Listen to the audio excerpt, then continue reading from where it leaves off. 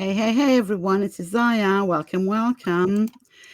So today I come with a nice guest. Hi, Nikki, with Nikki Cornfield, and we're going to talk a little bit about OTALOCO. So, in case you've not seen the 20 billion boast that I've posted already, I created this song called OTALOCO. And we are doing that on December 1st, 2nd, and 3rd. It's the Oracle and Tarot Lovers Congress. And it's going to be amazing. If I say so myself, we have 21 speakers, each of them being more interesting and knowledgeable and fun and amazing than the other. We have access to freebies, to free decks. Yes, you heard me correctly. If you're a card lover, I'm guessing free decks can be an incentive. I know. We have giveaways. We have a live panel, so you get to discuss with our speakers because you're going to have the possibility to interact with them. We have an incredible sponsor, and they will have a booth as well. They're called Deckable, and they're incredible. The future of card decks, or one of the futures of card decks. So this is OTALOCO. It's happening December 1st and 2nd and 3rd. And in the launchpad to OTALOCO, I am doing these flash interviews with our speakers. So today we meet Nikki. Hi, Nikki. Hello, nice to meet you. And we are going to talk a little bit about, for OTALOCO, we are having a conversation, the two of us, about the soul compass and how you ended up or not ended up, or how how the cards interacted with your path. But I'm not saying much because this is disclosing information. You have to register for free to OTALOCO. In the meantime, I have a couple of questions for you. So one of them is a serious question and the other one is less serious. Shall we start with a serious one? Are you ready? Yeah. Yes. So really, it has something to do with your general talk that we're going to record soon. It is about your journey as a reader. How would you consider that this journey as a reader has contributed to your general growth or to your general development as a human being? My path was I was naturally drawn to tarot readers when I think probably the first time was when I was 13.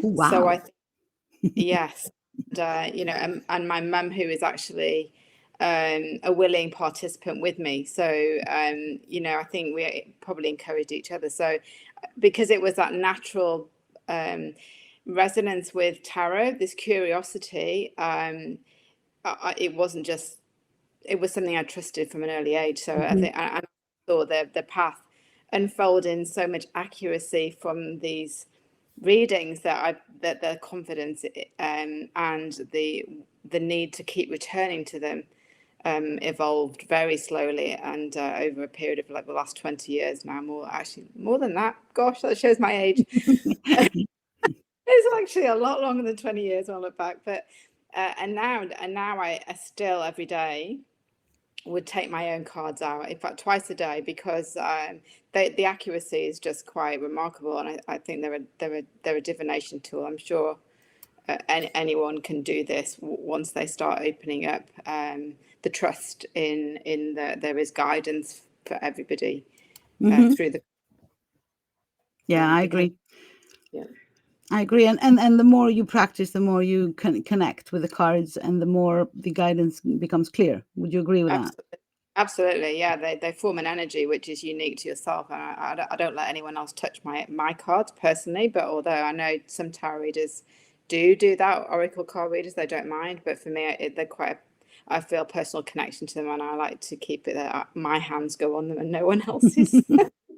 But yeah, they become like a best friend, I think, in times of good times and challenging times.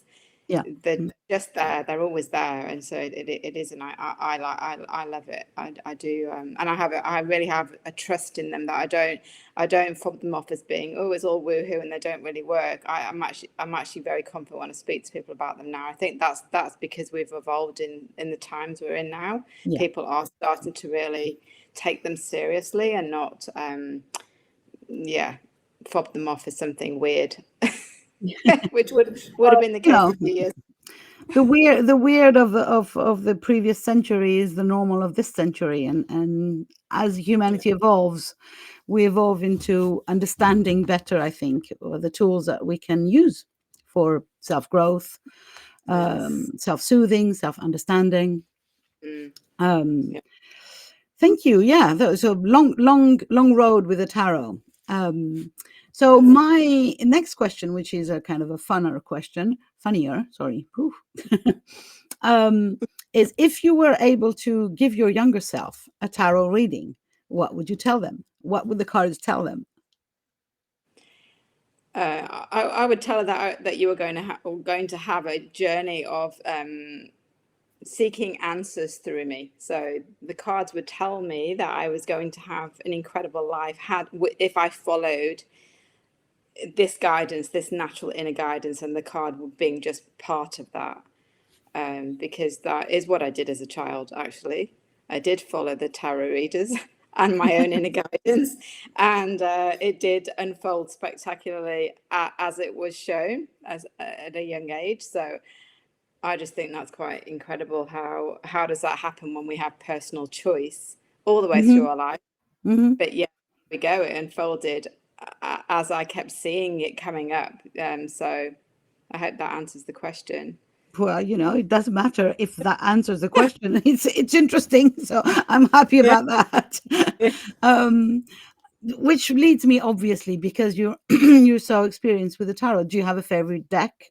I mean, like, is there one that you particularly favor, or do you use various ones? I've actually got an angel. Is it an angel tarot? It's not the traditional rider and white deck that I use.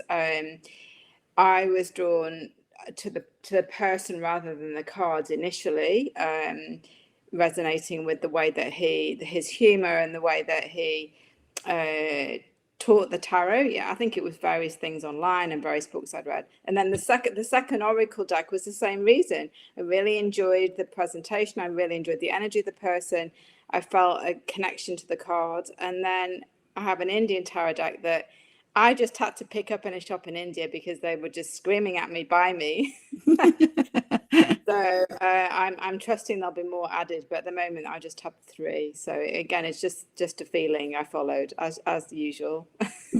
Awesome. So you still have room in your house for more decks. You're not like the crazy bunch of us who have, like dozens. No, I don't. I think that would make the mornings and the evenings a bit longer because I'm like, which one shall I have today? Whereas I feel like I've got a real connection with 3 of them, and that's enough at the moment. No, that's good. Very, very reasonable of you, if I may. Yeah. For me, it's I use one for lengthy periods of time, so I don't have to choose every morning. But for 6 months or whatever, or a year, I would use one, and then if I want to change, then I'll take another one. But it's not like every morning, because that would kill me as well. Yeah. We have a life outside of cards, don't we? Absolutely, we do. Thank you very, very much for this. If you guys who are listening want more of Nikki, well, you have to register to OTALOCO for free, and you will find the link somewhere around the video, depending on which channel you're watching this. And again, it's happening in less than 2 weeks. And we are kind of very, very excited about this. It's I'm so happy that I managed to organize something that is not about lecturing you guys on the cards of the tarot, but it's about telling the stories of the people who interact with the cards, the stories of the card lovers. And that for me is the power of OTALOCO. And I hope you come and play with us in less than 2 weeks. Thank you very much, Nikki. I will talk to you very soon. And bye for now to everyone else.